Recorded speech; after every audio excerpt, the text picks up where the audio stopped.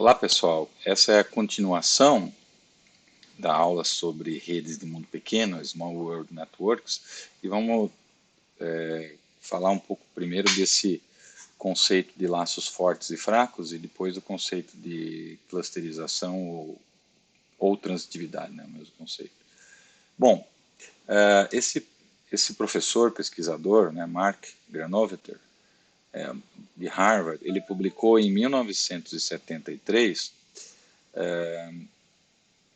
um artigo que foi chamado de a força dos laços fracos. Né? Ele estudou pessoas procurando emprego. Então ele fez entrevistas, né, sociólogo, fez entrevistas com várias pessoas, profissionais, e a questão é, quem te ajudou? Quer dizer, como você conseguiu o emprego? Naquela época não tinha LinkedIn, não tinha outras estratégias, se bem que mesmo hoje ainda a indicação é ainda um fator importante na hora de você conseguir um emprego. Ou seja, qual é a relação da sua rede de contatos com a possibilidade de você ter um emprego? Então, o que foi surpreendente é que a maioria das pessoas respondeu um conhecido, em vez de dizer um amigo ou um familiar. Então, conhecidos são chamados dos nossos laços fracos, amigos e familiares são chamados dos laços fortes. Então, o que ele quis dizer é que, em várias circunstâncias, os laços fracos são mais importantes do que os laços fortes. Esse é o artigo, e aqui as citações dele, né, muito citado no Google Scholar. Bom, então a ideia é que os laços mais fortes, amigos, família, são fechados em si mesmo. É um grupo de pessoas que ele é muito fechado entre si. Todo mundo tem isso, né? Tem um grupo pequeno de amigos e a família também normalmente é algo mais limitado. Mas esses laços eles unem muito fortemente entre si. Normalmente as pessoas estão muito bem conectadas. Só que os laços fracos, os conhecidos, ele permite que você dê esses saltos. Então vocês vejam que isso está relacionado com redes de mundo pequeno, no sentido de que redes de mundo pequeno sempre tem aqueles saltos. Você tem essas comunidades que têm laços bastante fortes, tá certo? E de vez em quando você tem certos laços que levam para outros grupos. E esses outros grupos, eles abrem mais possibilidades, né? E aumentam as oportunidades, porque a pessoa se coloca em contato com algo diferente, com realidades diferentes, com pessoas diferentes. Bom, então essa a ideia da rede de mundo pequeno, né? Por exemplo, uma rede regular em que você tem tipo uma treliça aqui, né? Cada um é conectado com dois, e aí você tem esse padrão de conexão. Uma rede de mundo pequeno, ela também tem esse padrão altamente conectado, não tão bonitinho assim, mas também tem esse padrão, só que tem alguns saltos no meio, tá certo? Já uma rede totalmente aleatória, ela não tem padrão nenhum, né? Quer dizer, ela não assume que vai ter alguns grupos que são mais conectados, a não ser que eles acontecerem aleatoriamente. Então, se você aumentar a aleatoriedade, né? Por exemplo, aqui você não tem aleatoriedade nenhuma, você tem total regularidade, é algo constante. E se você tiver uma aleatoriedade total, você tem uma rede assim, a rede de mundo pequeno ela está mais ou menos no meio. Então, é como se esses aqui fossem os laços fortes e esses saltos fossem os laços fracos. Então isso também nós já vimos, né? Como é que você criaria essa rede se você quiser modelar algo como uma rede de mundo pequeno. Você inicia como um anel, assim, né? Uma coisa desse tipo, e aí você sai reconectando vértices com probabilidade P. Então essa que é a ideia, você inicia com algo assim, regular, e você sai reconectando com uma determinada probabilidade. Por exemplo, aqui, probabilidade 0.3. 0.3, né? Entre 0 e 1, então quer dizer que cerca de 30% de chance de você reconectar uma aresta com outro vértice. E aí nós chegamos no conceito que na verdade é mais importante sobre redes de de mundo pequeno, acho que duas coisas importantes são, as redes de mundo pequeno, elas têm aquela coisa dos 6 graus de separação, não é bem 6, né? Mas, ou seja, significa que mesmo redes muito grandes, a distância entre os vértices acaba sendo pequena por conta daquela característica logarítmica, né? Ou inclusive log-log, que deixa menor ainda. Então, esse é um conceito interessante.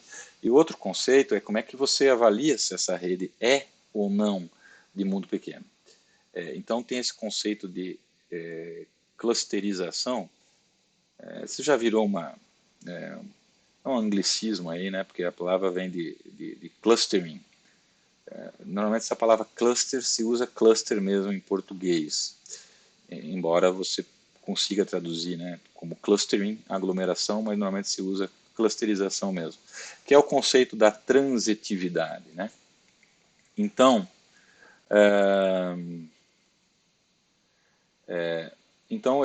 o Watts, né, e o orientador dele, o Strogatz, eles propuseram o conceito de clusterização, clustering, para ser usado no modelo Small World. E um coeficiente, esse coeficiente de clusterização ou de aglomeração, para medir o efeito, para ver o quanto clusterizada que é essa rede, né?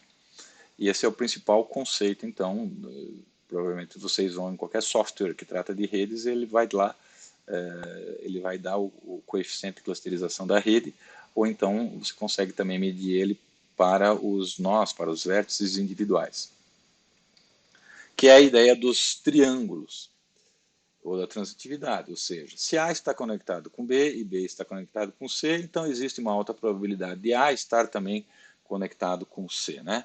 Ou seja, A conectado com B, B conectado com C, e a probabilidade então desse link aqui se fechar. Então significa que se eu tiver isso para muitos nós, significa que todos eles então eles estão mais aglomerados, né? Isso acontece normalmente o que se chama em comunidades que ficam mais nas bordas da rede. O centro da rede, que a gente vai ver depois, normalmente tem nós com um grau, né, muito alto, com um número de arestas muito alto. Esses nós acabam sendo chamados de hubs. Então, a transitividade gera a presença de um grande número de triângulos, né, conjuntos de 3 vértices conectados. E aí, então, o conceito de coeficiente de clusterização, C, é de que ele é medido pelo número de triângulos na rede, vezes 3, e o número de triplas de vértices, porque veja, um triângulo apenas, ele acaba gerando 3 triplas. Então, se todos os triângulos forem fechados, todos os conjuntos de 3 vértices eles também se conectarem, então o coeficiente de clusterização vai ser 1. Se nenhum triângulo for fechado, então ele vai ser 0. Né? Então, o C mede a fração dessas triplas, 1, 2, 3 vértices, está certo? Em que também há uma conexão do primeiro para o último, digamos assim, da tripla. O conceito aqui é que, por exemplo, pega essa rede aqui com os 5 vértices. A questão é isso aqui, então, esses 3 vértices aqui, eles formam um triângulo. Mas você pode também dizer que são 3 triplas, cada uma centrada num vértice. Então, no vértice 1, eu tenho uma tripla que vai para o 2 e para o 3. No 2 vai para o 1 e para o 3, e no 3 vai para o 1 e para o 2. Então, ver que se a rede fosse só um triângulo, né, teria um triângulo e 3 triplas. Então, seria 3 vezes 1 no numerador e 3 triplas. Então, seria 3 dividido por 3, que daria o coeficiente de 1. Mas ela tem mais outros 2 vértices, e esses não formam uma tripla entre todos eles, né? Eles não formam um triângulo, mas formam triplas. Né? Então, por exemplo, aqui do 1 para o 4, passando pelo 3, do 1 para o 5, passando pelo 3, assim como também do 2 para o 4, do 2 para o 5. Então você tem vários outros atributos. Então o que eu digo para vocês agora, só como um exercício mental, né? Procurem, se você está assistindo o vídeo agora, pare um pouquinho e tente calcular qual seria, tente identificar isso. Claro, isso não é algo para ser feito na mão, tá? É por isso que todos os programas, todas as bibliotecas, todos, né, os softwares de redes, eles calculam esse coeficiente. Mas só para vocês terem uma ideia do que isso significa. Ok, então supondo que vocês fizeram já esse exercício, vamos ver lá. Então você tem um triângulo, que é esse triângulo aqui, e você tem 8 triplas, na verdade. Então por quê? Porque você tem do 1 para o 2, do 2 para o 3, do 1 para o 3, do 3 para o 2, do 1 para o 3, do 3 para o 4, do 1 para o 3, do 3 para o 5. Aí você tem do 2 para o 1, do 1 para o 3, do 2 para o 3, do 3 para o 4, do 2 para o 3 e do 3 para o 5, e do 4 para o 3 e do 3 para o 5. Então são esses 8 aqui que estão relacionados, tá? Vê que eventualmente não é tão fácil, é muito possível que vocês tenham esquecido ou não se tocado de que teria mais alguma do que vocês pensaram. Mas o coeficiente de clusterização, então, medindo, né, ele tem um triângulo, então é 3 vezes 1, e o número de triplas é 8. Então vai dar 3 oitavos. Essa é a ideia. Bom, além disso, o Watts e Strogatz, eles definiram um conceito local, porque esse aqui é para a rede inteira, mas eles definiram também um conceito local. Então, por esse conceito, então o que você faz, né? Você pega para cada vértice e você calcula o coeficiente de clusterização desse vértice. Então você tem o número de triplas que estão centradas em I, e aí o centro dela, né? Por exemplo, se I for 3, então a tripla tem que estar centrada aqui, tá? E né, esse é o denominador, e o numerador é o número de triângulos conectados ao vértice I. Por exemplo, aqui você tem um triângulo conectado no 3. Então, aí você consegue calcular individualmente e depois você se você quiser conectar para calcular para a rede inteira, então você pode tirar a média. Vê que essa fórmula aqui, ela vai dar um pouco diferente desta. Ok? São duas maneiras diferentes de você calcular, dá um pouco diferente, mas não vai se diferenciar tanto assim, mas os valores dão um pouco diferentes. Por exemplo, né, no caso de calcular esse CWS, que lá naquela tabela que foi mostrada lá no início, o coeficiente de clusterização da rede toda era chamado de C1, e o coeficiente de clusterização que calcula para cada nó e depois faz a média é chamado de C2, aqui está sendo chamado de CWS, que é de Watts e Strogatz. Então, fica como exercício isso. Bom, o efeito da clusterização é que, se você tem, por exemplo, né, uma rede regular, as conexões são uniformes. Só que se você tiver uma rede com conexões aleatórias, né, você acaba tendo esse efeito aqui. Então você tem os nós clusterizados, mas também você tem esses vínculos aqui que levam para outros, digamos assim, mundos, né? Levam a comunicação ou qualquer outro tipo de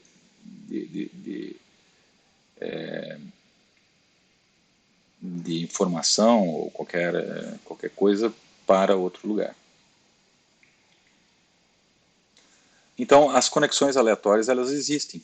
Então, uma rede de mundo pequeno, small world, ela é uma rede que tem essa clusterizado, digamos, como uma rede regular, ela, né, tem esses núcleos clusterizados, os laços fortes, mas ele também tem essas conexões aleatórias, como um grafo aleatório.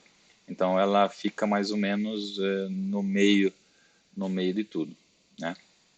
E se você supor, por exemplo, né, que uma única conexão cruza a rede bem no meio, se isso for possível, por exemplo aqui, ó, vamos supor que esse se conecte com esse aqui.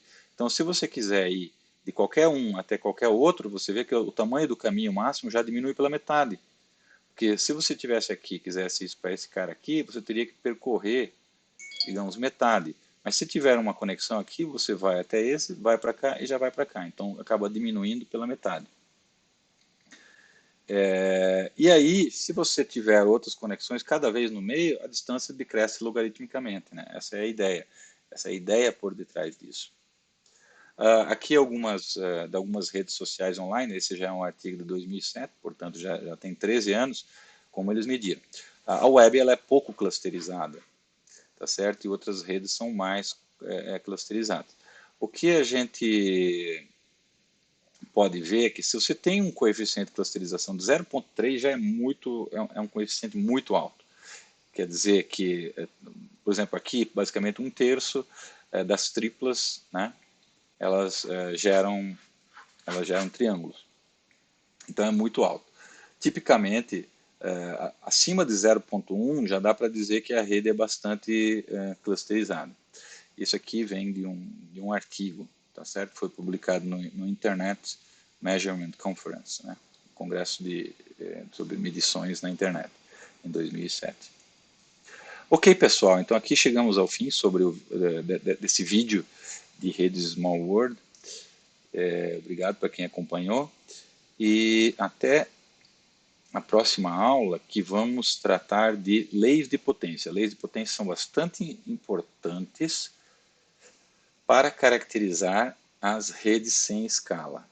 Ok? Obrigado, então.